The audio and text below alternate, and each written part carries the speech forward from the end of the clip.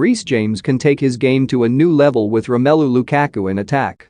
Chelsea's 2-0 win over Arsenal was all about Romelu Lukaku and how he tore a hole through the Gunners' defense, but the Belgian striker wasn't the only man dominating proceedings. From the right wing, Reece James absolutely ran the show. He set up Lukaku's opening goal and fired home one of his own before the break, tearing apart the only Arsenal defender most felt had any chance of stopping him, Kieran Tierney, with ease.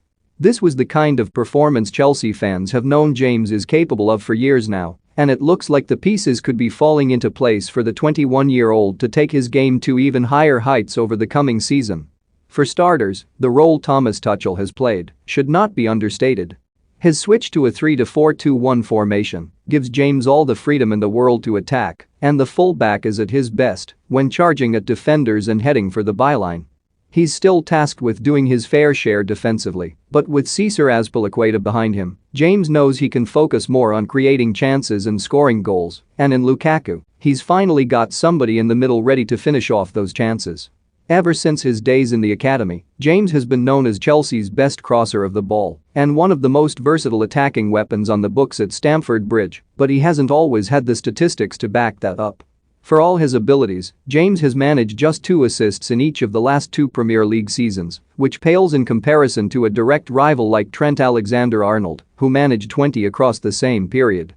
James' numbers might not look as impressive, but they don't tell the whole story. Like everyone at Chelsea, he has struggled with the lack of an out-and-out goalscorer in the squad over the past few seasons and having nobody to get on the end of his runs. Just 90 minutes alongside Lukaku, and we can see that's all about to change.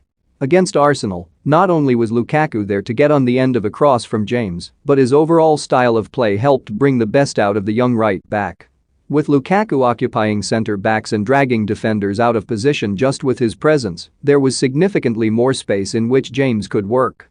He'd find himself one-on-one with Tierney and often had an overload with Mason Mount or Kai Havertz because neither of the centre-backs could afford to get over to help. Had Rob Holding or Pablo Mari left Lukaku, it would have been game over in the centre, so the Arsenal pair had to gamble and stick with the striker, a risk that ultimately did not pay off.